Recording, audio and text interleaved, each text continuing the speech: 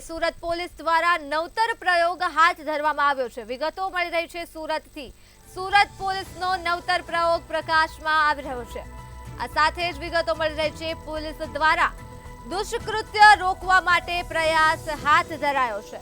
તો જાડી જાખરાઓમાં થતા દુષ્કૃત્ય રોકવાનો પ્રયાસ કરવામાં આવી રહ્યો છે સુરત પોલીસ દ્વારા। ત્યારે બાળકીઓની સલામતી એ જ પોલીસની છે જવાબદારી। સુરત પોલીસનું નિવેદન પણ સામે આવી રહ્યું છે। પાંડેસરામાં જાડી જાખરાનો સર્વે શરૂ કરી દેવામાં આવ્યો છે। વિગતો મળી રહી છે સુરતથી। અવાવરૂ સ્થળો પર જાડી જાખરા દૂર કરવા માટે સુરત પોલીસ દ્વારા આદેશ આપી દેવામાં આવ્યો છે। તો પોલીસ દ્વારા દુષ્કૃત્ય થતા રોકવા માટેનો પ્રયાસ હાથ ધરાયો છે।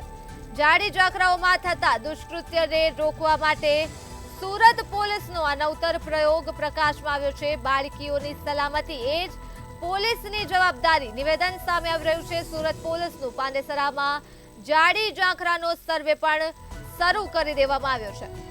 તો સુરત પોલીસનો નવતર પ્રયોગ પ્રકાશમાં આવી રહ્યો છે। મહત્વની વિગતો સામે આવી રહી છે સુરતથી। પોલીસ દ્વારા દુષ્કૃત્ય રોકવાનો પ્રયાસ કરવામાં આવ્યો છે।